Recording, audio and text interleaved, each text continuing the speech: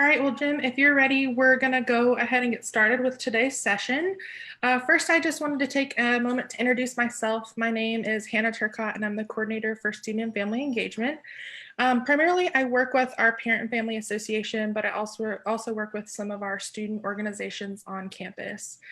So today I'm here to facilitate our conversation about campus expectations and what students can kind of expect coming to campus this fall. But first, just a couple of housekeeping items. This is kind of a series that we're doing through the month of July. So our next session will be next Wednesday on July 22nd. We'll be talking with Trisha Henderson, who's the director of the Center for Student Wellbeing. We'll be talking about some self-care tips for yourself as parents while taking care of your student and helping them kind of make that transition onto campus. So if you have any questions specifically related about resources on campus, that'll be a great session to tune into and ask her some questions. And then following that, the Thursday after on July 30th, we'll be talking to some colleagues from Housing and Residence Life. So any of those last minute move-in questions you have about the move-in day or what you can and can't bring to campus, that'll be a great session to attend, and make sure to ask all of those last minute questions. You can find that full schedule on our social media sites. There's a graphic posted with the different topics for our 3 sessions. But if you have any questions leading up to those sessions, feel free to give us an email at utcparents@utc.edu, and we can always incorporate those questions into the live chat as well. Just a couple of other notes. Feel free to ask questions tonight in the comment section of this live video. We do have kind of a chat moderator that'll be helping to get us those questions. If we don't get to your question tonight, though, please do not fret. We will take note of that and we'll post the answers to those questions we don't get to on our Facebook page at a later date. So if we don't get to it, we will certainly try to get you the answer. And then also, if you have to log off for any reason, or if you want to go back and watch this once more, it should be saved to our Facebook page after we're in the video section, so you can always reference the video at a later date if you want to go back and hear some of the responses. So with that being said, Jim, I'll allow you to introduce yourself and kind of your role on campus. Hey, good evening, everybody. I am so happy that you are here. This is the first time we've done something like this. As many of you may know, we do a session during orientation where we talk to families and parents about some similar topics, but I'm excited to do this in a new way. Again, my name is Jim Hicks. I serve as the Assistant Vice Chancellor for Student Affairs and Dean of Students at UTC, and I've been at the institution for a little bit. I started in the late 90s and quickly, I've worked pretty much with orientation almost for as long as I've been at the university. And, I've seen us grow and, as my children have grown, and actually I have a incoming freshman coming here in the fall. So I know a little bit about the transition that you guys are going through. I have an older son who's considering transferring. So, I have some students of my own who are in various kind of stages of their academic career. So, I'll be happy to answer any questions that you guys have. I know, a couple of things that I like to talk about early on in the presentation during orientation is to talk a little bit about the PFA. You found this page, so you found at least some information about our Parent and Family Association. But Hannah and Amelia Dunstan do a very good job with that program, and I encourage you to activate your free membership, and so we can get you some good information. The other part that I think will be very important this semester, maybe it's always an important part of our office, but maybe even a more important part this semester is our Student Outreach and Support Office. They will be a hub of information and a hub of resources for our students while they navigate through, through the fall semester. So they are, we have a group of case managers there that will work through issues with students if they've got them. That's anything from a minor cold that they might miss a class to, they need to go home. And so, of course, living in this new environment as we do, that the role they play will be very important. And so I want to make sure to mention them. And so, yeah, that's, I think I've shared this with staff and I've shared it with a bunch of people. I want everybody to understand that when we talk about what we're doing in the fall, there are always 2 things that are in our mind, 2 questions that we're asking ourselves how do we create an experience that students need? And I use that word intentionally. We know that students who engage with a college campus are more likely to be happy. They're more likely to be successful.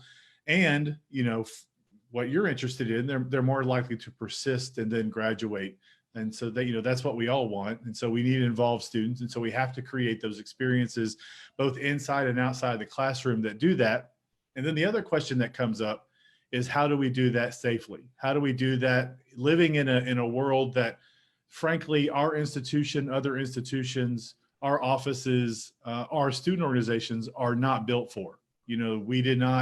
We are not designed for, for this type of experience. And so those two things back and forth are going to inform how we work through the semester. And so when you ask questions about things, you're probably going to hear a little bit of both of those voices. The voice that's telling me we need to create a good experience, and the voice that's telling me we need to make sure that we're doing it safely and in a way that doesn't endanger the community any more than it already is, because we live right now in a ongoing pandemic. So with that, Hannah, I'll be quiet and answer any questions that folks might have.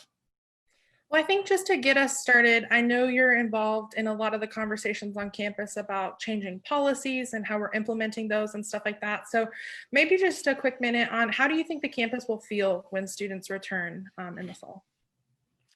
So yeah, it's going to feel different. There is no doubt about it. We right now, we are looking at trying to get, close to 50% of our classes in some form of hybrid or face-to-face, modality. And so that in and of itself means that the campus will feel different. We will have 3,500, 3,600 students in our residence halls.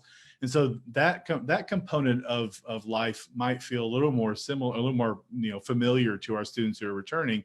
But I think day to day, it's really difficult. I'm not really sure what to expect and I think we're going through a little bit of that realization now when we talk about the types of events that we're going to be doing, the student life that we need to provide. It's going to be interesting. I'm not entirely sure what campus will be like. I hope that it's still an engaging place where students will want to be. They will want to live and learn.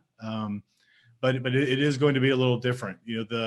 The space, the common spaces that are designed to bring people together. We have a lot of them on campus, are going to be socially distanced. So whether that is common spaces in the library, common spaces in the university center, classrooms, study rooms, all of those rooms are designed to bring students together. And right now they're going to be distanced. In the classrooms, you're going to see some chairs with the strap around it so that students cannot sit there. So they'll be kind of forced to socially distance.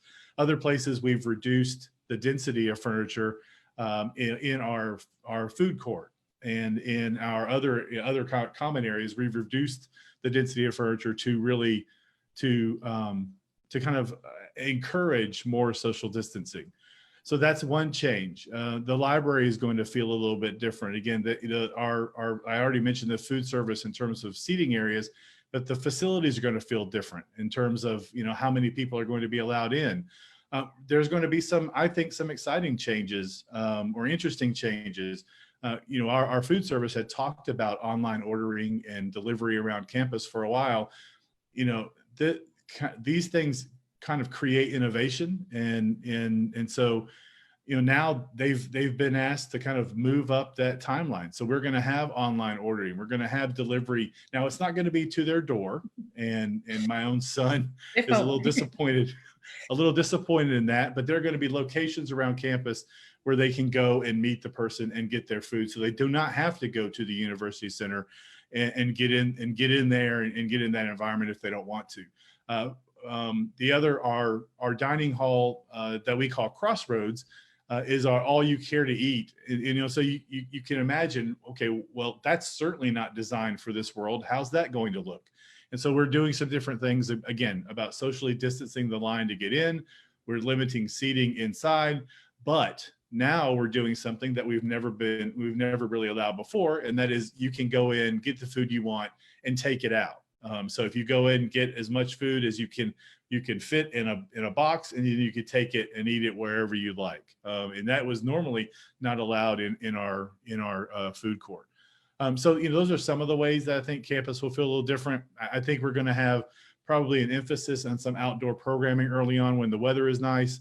And then we're going to emphasize kind of hybrid programming, also early on and later. So that part's going to feel a little different. If you wanted to engage in intramurals, well, team sports, you can't really, I've not discovered a way to play flag football socially distanced. So we're going to be doing some individual sports.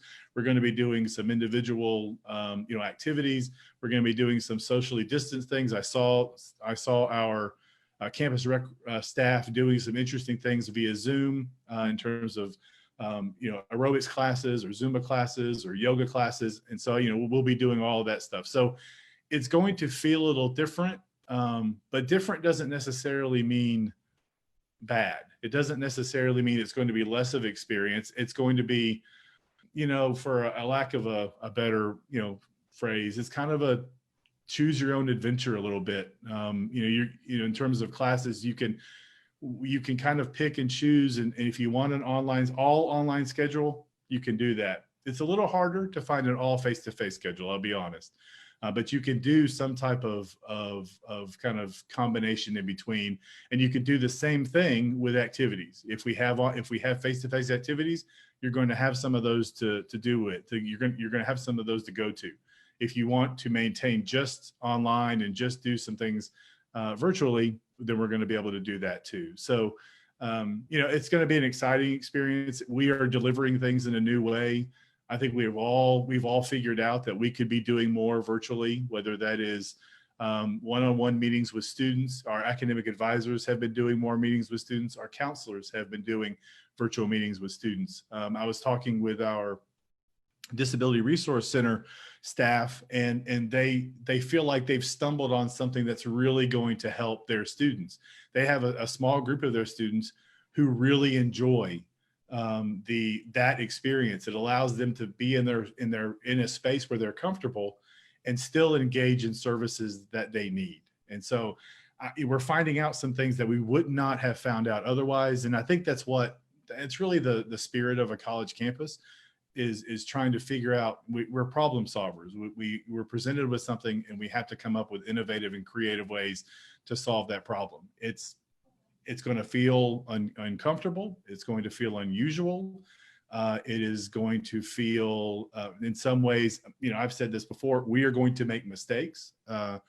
Some of you might already be able to point to several mistakes that we've made. And so, we are learning, and I've told some folks, it's kind of like we're putting the car together on the interstate. And so we're learning as we go, and trying to do what's best. Again, those two things: providing an experience that our students need, deserve, and frankly, you're paying for, and creating an environment that's safe. So that was a long rambling answer to your question. Well, and I think you addressed this a couple of times, but just to go on the record and kind of demystify this, not all of our classes are online this semester, correct? Correct. I think right now we're up to, I want to say we're over 30% of classes that have some type of face-to-face component. And I think the goal, speaking with some staff today, there are classes being added, and I think the goal is to get close to 50%. I don't know that we'll get there, but that's what we're trying for. Okay. So we do have a question from some of our parents that are joining us over Facebook. Could you give an overview of what the move-in process will look like? How much time does a student have to move in, and can parents and guests come to help the student? Yeah, so you'll have to sign up for a time, and pardon me if I don't remember. I think it's early August when those signups come in. So they'll start August 10th. And you'll sign up for a time, and I believe right now there'll be a drive-through where you come in, drive up to a tent that will have check-in materials, key, that kind of stuff. Then you will be directed to a parking lot that's close to your residence hall. I think you have a 2-hour time frame to move things out of the car into into the residence hall. And then we need you to move the car to a long-term parking, but that doesn't mean you have to leave. So you can stay and unpack and do things like that. So there is not a set amount of time that you have to be in the room and unpack. Again, you're coming as a family unit, and so you've been together. We're not that worried about mask. We will want you masked, and because you're going to be walking and coming in contact with roommates and other families. But in the room with your family unit, we're not really worried about socially distancing and that kind of stuff, because you've been together for a while. And so again, but if you're around other people, we're going to need you to wear masks and kind of maintain some distance. But you can be there and unpack and do what you need to do for your student. We would like for it to be just that day. I understand that there are some families that may be making a couple day trip out of this, and so we're not going to ban you from campus after you're done, but we do encourage you, once the student has moved in, once you feel like they've settled, to go ahead and leave campus and kind of leave them there, and we will kind of jump in and start figuring out how to acclimate them and get them connected to campus. So it's kind of a three phase. You move through it, you drive in, get your stuff, go park in a temporary spot for a couple of hours, unpack. When you've unpacked, move your car, and then kind of continue to get acclimated for the rest of that day. And I think just a small correction, Jim, to that, only because I did the research today. I think you have 30 minutes in that temporary lot to unload all of the stuff. And then you'll be moved to a kind of a longer term lot once you're okay. in. Apologize. In all of that. No, I like I said, I researched that today for a parent, so it's fresh on my mind. Kind of going off that move in, if your student is moving in earlier at one of the earlier dates, will all of the services be available on campus starting August 10th, like dining, counseling, all of that? Or will that really not start until the start of classes on the 17th? We may need to write down the question about dining, Hannah. I'm not sure when the meal plans actually start. All the other services we've been asked to be open and ready on the 10th. So, the counseling, all of the other, bursar's office, if you need to go to financial aid, records, all of those other units should be open and staffed.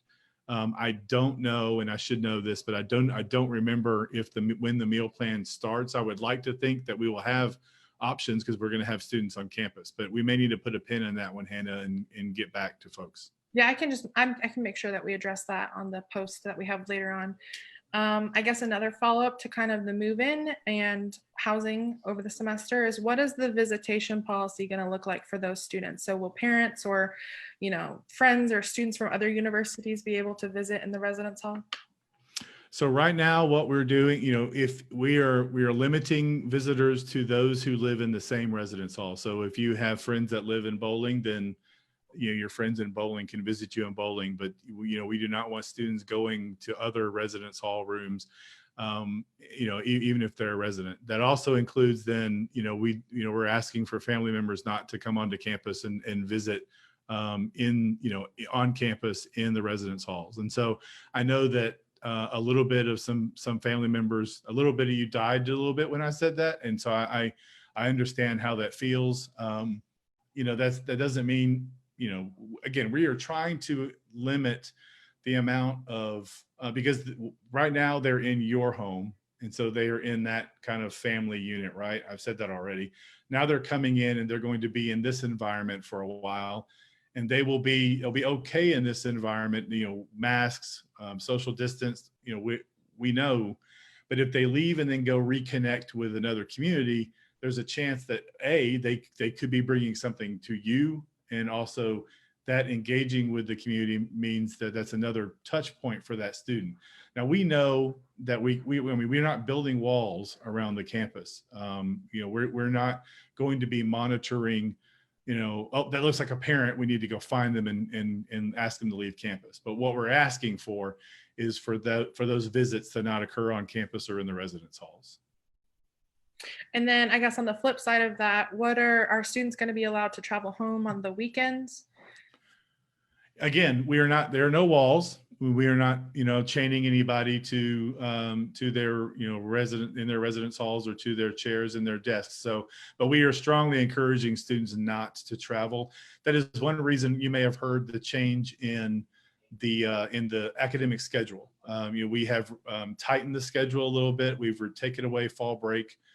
We've taken away the normal Labor Day holiday, and then we've kind of added those days that you are losing, those vacation days you're losing. We've added that into the week before Thanksgiving, and so we've kind of truncated the semester a little bit in the attempt to say, when you come onto campus, you're here, you go to class, and then you're here throughout the semester, and then right before Thanksgiving, then you go home.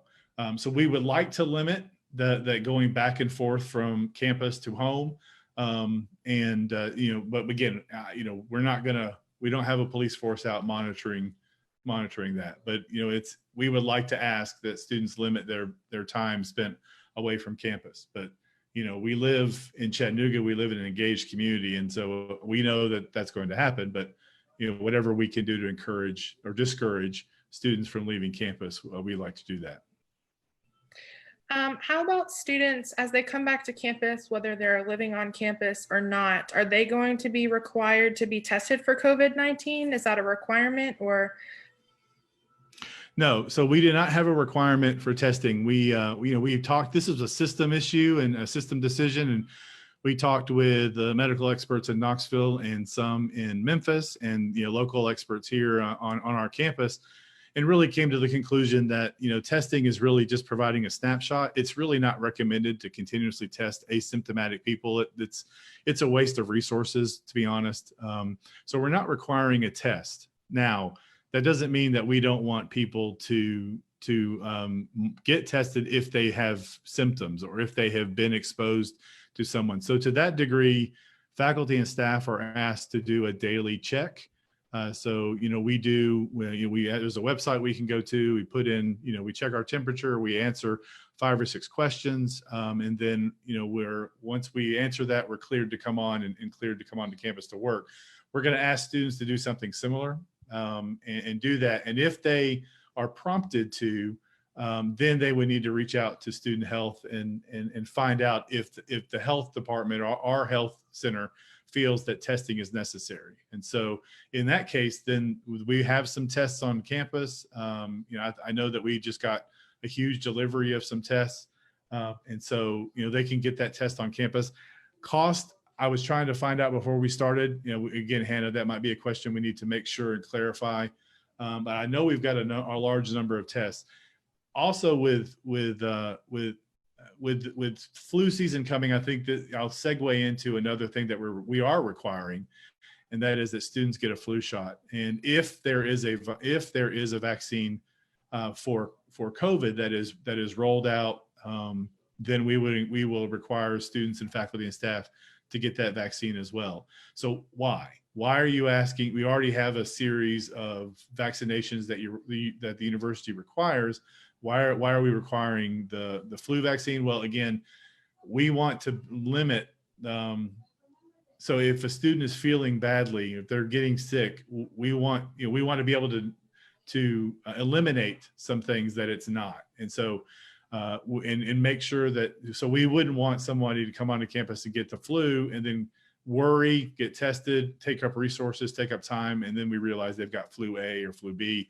And so if we can inoculate, if we can get vaccines for students, for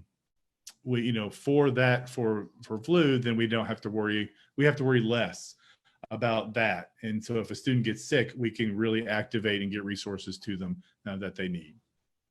Great. And I wrote that question down, so we'll make sure to include that in kind of the follow-up that we do after this session. So what about students that have fully online schedules? Should they remain at home for fall 2020? If they're already signed up for housing, is that an option to remain home? And then if they do decide to kind of leave their housing contract, what does that look like for maybe securing housing in the spring? So if the student has 100% online classes and they are and they want to live at home, and so they, we have I think they should have received a notification in their UTC email account from housing, saying that if you have 100% online schedule, you're going to live at home, then you can cancel your housing contract up through the end of the month. And so you can do that without penalty. And that means you can stay at home and study if you want to do that 100% online. Now, should you do that? I mean, that's a family decision. I think there's a lot of things that may go into that. Again, like I said, there is still a campus experience that we're going to try to provide, and we're going to work to provide that. So there's still something to being on campus, but it's really a family decision based on financial situations, based on, does the student simply just not want to be there and not go face to face? It's easier to stay at home. I understand all that. So it's really a family decision. So I can't say should you or should you not, but we are giving families the option that if a student is all online and wants to stay at home, then they can do so. They just need to let housing know I believe it's by the end of July that we're doing that. The second part of that question is, okay, well, if I take you up on that and leave, does that mean I'm going to be out of luck in the spring? And the short answer to that is no. Probably not. If what happens in the previous semesters, we have upperclassmen that graduate in the fall. Those spots are open. We have some people that choose not to come back. Those spots are open. So normally spring there's availability. There's housing availability in the spring for people who need it. So I would not think it would be a problem if you did choose to step away, and then we were to kind of resume closer to normal operations in the spring. And if you wanted to come back, I don't think that's going to be a problem. And I guess I will say our housing session is on July 30th. And I think that is the last day, like you said, to maybe get out of the housing contract. So if you have specific questions about that process, I would go ahead and probably get in touch with Housing and Residence Life, and maybe our chat moderator can drop this in the chat, but their email is housing@utc.edu. So that would be a great spot to start and asking some of those maybe specific questions you have about housing, if it pertains to kind of that cancellation period that ends at the end of this month. So what about if a student has an online schedule or a certain percentage of their classes online, will tuition look the same, or are there any discounts? Right now, there are no discounts, and I understand that immediately people kind of, that's going to get a reaction. Or, we have the same number of class days. Again, we are doing a number of things to provide. We're providing services on campus for students, the same services that we would normally. We are. They may look a little different, they may feel a little different, but there's still the availability of resources and staff for students. It's the same professors that are teaching the courses.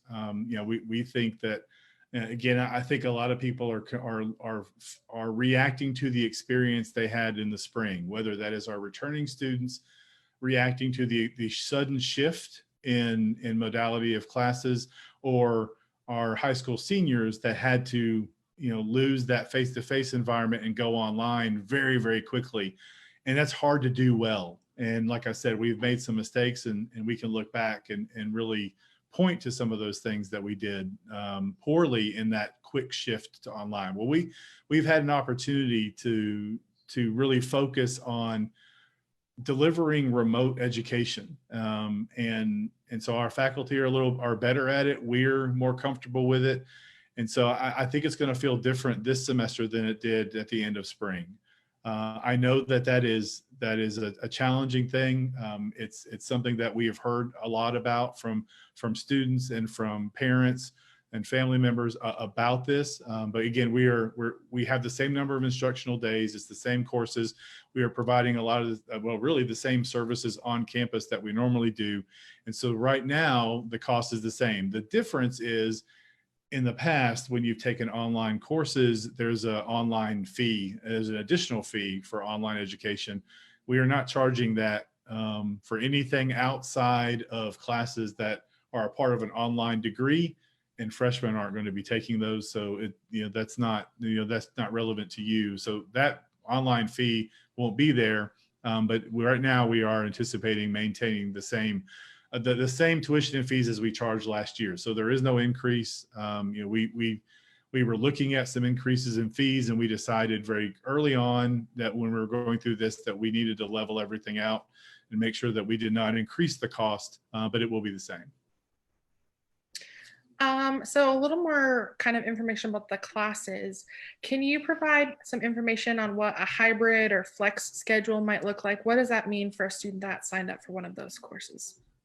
So I've been trying to figure that out. I've been trying to figure it out for myself. I've been trying to figure it out so I can describe it to my son, the incoming freshman. And so I spent some time today talking with a colleague that works very closely with academic affairs, about that. So we've got different modalities of courses. So we have different types of online. And so I'm going to use two words, synchronous and asynchronous. And so synchronous means that there's a day and time when the students are going to be sitting in front of a computer and engaging in a classroom experience. So that is synchronous. We also have asynchronous online, which means they can go on and learn at their own pace. They will probably have weekly assignments due. There may be things that they need to go read, they need to find. There may be lectures to watch. And so they do that at their own pace, and they do the assignments at their own pace, and then so that type of experience is available. So those are the two type of online classes that we have. We have hybrid, and those are going to vary depending on kind of what class and what experience you have. So two types of classes that I've talked about. One, let's say a class has 90 people in it. And it's a Monday, Wednesday, Friday class. We are trying to limit participants in classes to 30. So, and I made it 90 just for my English major math, so I don't have to really think and embarrass myself on Facebook. But so that means Monday, Wednesday, and Friday will be split up. The 30 students will be there on Monday, 30 students will be there on Wednesday, 30 students will be face-to-face on Friday. The other 2 days, they are either synchronous or asynchronous. And so there may be some classrooms that we're trying to put in additional IT into the classes. So some of those classes, they're going to be face-to-face on Monday and then sitting down and watching class Wednesday and Friday. There are going to be other types of classes. And I heard this specifically with labs, that you may have a Monday lab, and then maybe the next week you're part of the lab that doesn't need to be there face-to-face. You're going through you may go on, download the lab experiment, you'll be given the data to interpret, and you work the lab at home. And so that's another way of hybridizing it. So you don't have everybody in the lab at one time. So those are two examples. We didn't, I think, I've already gone over kind of the asynchronous and synchronous online. So that's kind of what we're doing. There are some classes where you sign up for and you see on the schedule which day you're going to be face-to-face. And there are other classes that still show Monday, Wednesday, Friday at a time. And so the question I've got is, well, how does a student know when they're supposed to be face-to-face and when they're not supposed to be face-to-face? And so at some point before school starts, and I wish I could be more specific than that, I'm hoping that it's about a week before, so around August 10th, we will ask professors to kind of activate their class online. We use our site's called Canvas. And so this is something that students will get used to. And so we're going to ask that faculty members activate their course. A student can go in, and hopefully that the faculty member has already planned and can share with the student, okay, when do you need to be face-to-face? When are you going to be online? And they'll have that time before classes start on the 17th. To kind of learn that, and so they're comfortable, or at least more comfortable, when classes start on the 17th. I say that though, it's going to be spotty. We've got hundreds and hundreds of classes. We're going to have experiences where what I'm telling you is going to happen doesn't happen. And I would encourage you to talk with your students about making sure they ask questions very early about it if they're confused.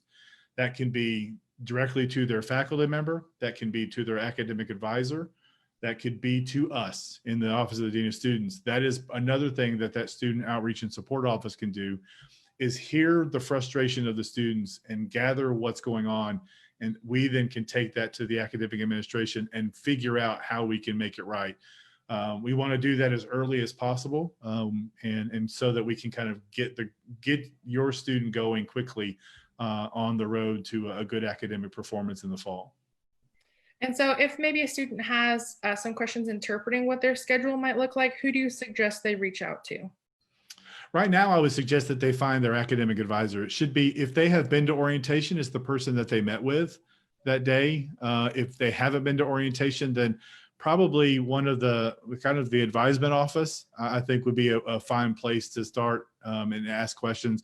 Maybe the Mox One Center could help them direct to. And then I'll say this, and parents and family members of who have had students here are probably tired of me. I know the staff is tired of me saying it, but our phone number is always the right phone number. My phone number is always the right phone number. So if you're not sure where to go, if your student is not sure where to go, then you can call Student Outreach and Support or call the Office of the Dean of Students, and we will get them in the right place. We will connect them with somebody who can answer the question for them. So moving on to kind of events and activities on campus, will the ARC be open to students? The ARC will be open. Again, there will be a limited number of people allowed in the pool area. There'll be a limited number of people allowed in the workout area. And so they have, we had a task force and each kind of area had to deliver a report. And since the state of Tennessee has a long list of things that you have to account for in your plan, their plan is like 60 pages. And so they've got a number of cleaning protocols depending on what area of the facility it is. So that, if you go into and work out, you're kind of used to wiping down your own spot before and then wiping down after. We're going to encourage students to help us with that, but we're not going to rely on it. So we're going to have staff going around and cleaning all of the areas. And so there will be reduced numbers. Occupancy will be lower, but it will be open. It's going to, pick up basketball is probably not going to be allowed to happen, that type of thing. So there are going to be some changes. But, it will be open for students to work out and go and swim and enjoy, the facility. And what about a little bit of information regarding fraternity and sorority recruitment? Is that still planning to happen this semester? Yep. So we, if you have a daughter and she is interested in going through Panhellenic recruitment, she should have received, or if she's registered, she should have received some information very recently about a change in how we're doing it. We have made the decision to go completely online with recruitment. So she should have received something. If she hasn't signed up already, then the registration page is open and she can still do that. If you have a son who's interested in IFC recruitment, that recruitment normally happens later on in the semester anyway. It will most likely be online as well. And there's an interest form online that you could get to. And so your son can already kind of indicate interest in those groups. Our MPHC organizations, those organizations that are historically African-American groups, they do recruitment slightly differently. And so they do it individually, not really as a group. I know that they will have an event early on in the semester. It will be virtual, where a student can go and engage and meet the chapters. And then once they do that, then it will be individual between the student and that organization. And so again, that will be virtual, most likely. We are limiting the activities to 30 participants, just like the classroom, inside at least. Outside, there's some different things we can do, but those experiences are going to be predominantly online as well. But all of our organizations are ready to go. They want to engage. They want to meet new students. Our SGA is trying to figure out how we're doing it. I think we're meeting with our campus ministries tomorrow or soon this week to talk to them. So it's not just our fraternities and sororities that are trying to figure out how to meet new students. All of our organizations will be active in doing something on campus. Yeah, and probably just a quick plug right there. A great place for students to go start looking at some of those organizations would be our MockSync website. It's our portal for everything campus involvement at UTC. And so if your student logs on to mocksyncorgs.utc.edu and logs in with their credentials, they can kind of view a whole list of our student organizations. I think right now we have about 150, so there's probably something for everybody as far as student organizations go. And if your student is very interested in leadership, I think a great place to start is Freshman Senate. So the application is out on probably on OrgSync. Is it on OrgSync, Hannah, or MockSync? Yes. Yeah, so if they're interested, then apply Freshman Senate. So if they are interested in, or if they have experience doing student council in high school, or they're interested in kind of advancing their leadership, or they want to be in student government, it's a great way to start to get involved. This is a group of about 40 to 50 freshman students that put on they put on activities normally. We'll see what they do this year, but then also represent the student body and share kind of their experiences. They are new students. They have fresh eyes. They've, especially this semester, they're going to be experiencing things that no other class has experienced. So it gives them an opportunity to be the voice of their peers and kind of speak to the administration about things that they're concerned about on campus. So it's a great way for students to kind of start to get involved at Chattanooga. Great. So we are kind of reaching our time. I think the last question I'll have for you is, could you maybe talk a little bit about the tuition insurance? I know some parents have been receiving some information about that. Yeah, so this is something that I didn't realize that we had, and I think if you go on and look at your bill, you'll be prompted to look at this. And so it's just insurance. I will say now that I know this exists. My older son went away to school, and he had played 8 years of club soccer, school soccer. He's a big guy, very physical. Other than a couple of bumps and bruises, really never got hurt. Goes away like the first week of school, is playing basketball. He tears his ACL and his meniscus. So that stuff happens. And so if it happens and you were to need to leave school for something like that, each institution has a slightly, we have a prorated refund schedule.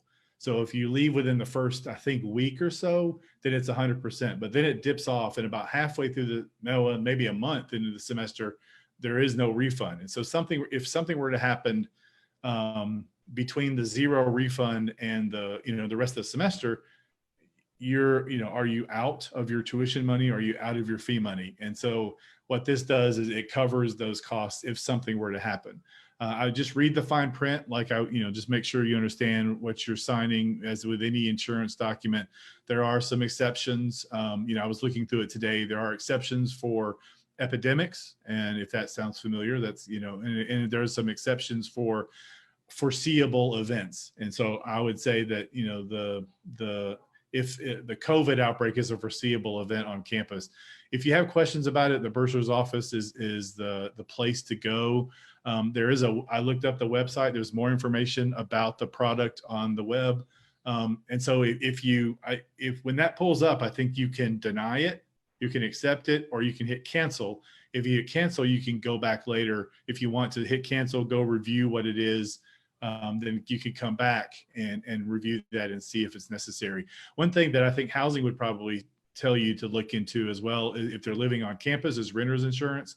So I would just kind of look at your homeowner's policy and to see if they might encourage you to get renter's insurance if they're living on campus, just for loss damages during the stay on campus. So I know that housing recommends that.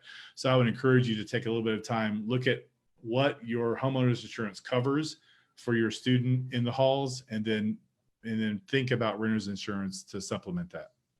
Great. Well, I know that we definitely didn't get to all of our questions, but like I said before, we'll definitely make sure to take note of those and then post something on our Facebook at a later date with some of those responses. But just to wrap us up, Jim, I know, like you said, you've had a student kind of go through college, and then you have one intern college this year. So just kind of a last piece of advice for some of our parents that are still on the live chat.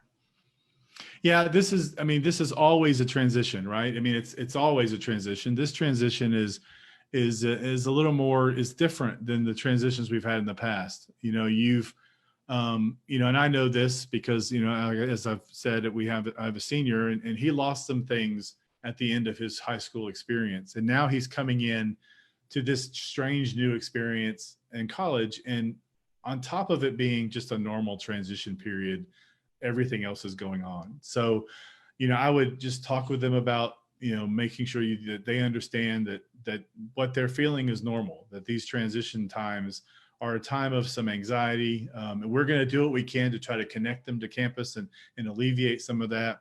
But stay in touch with them, email them.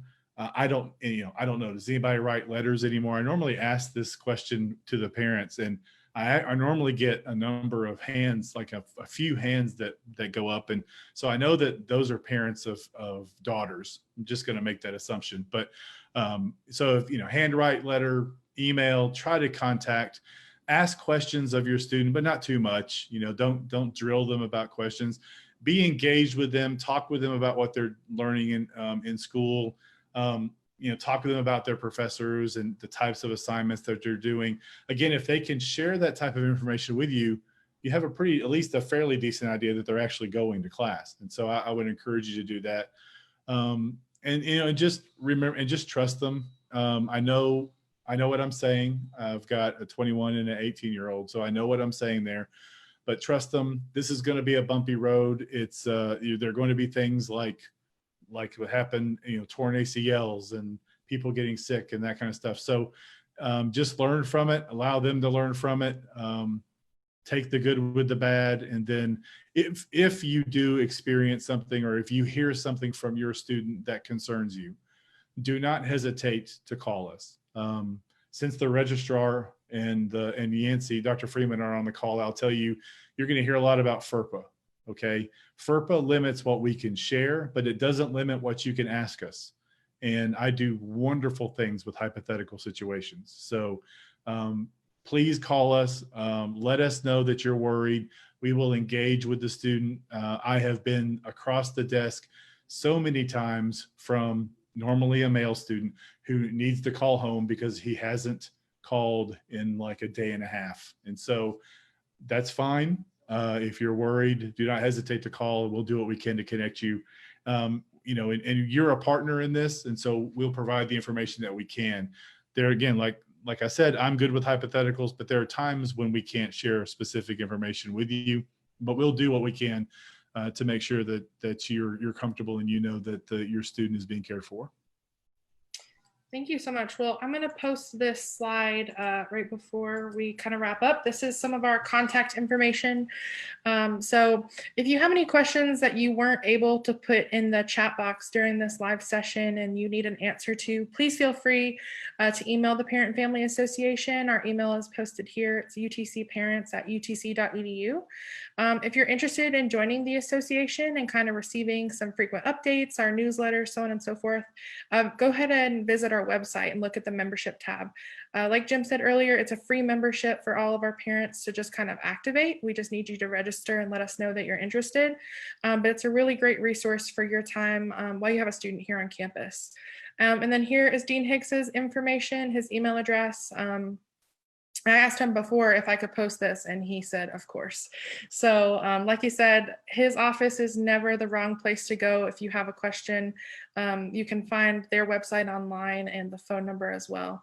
But I think more than anything, we're just here to be a resource for you all. Well, as a quick wrap up, like I said, we have 2 more of these sessions coming up over the next 2 weeks, the 22nd and the 30th. If you have questions in between then, feel free to email us. But thank you so much for joining us tonight. And I hope you got some great information.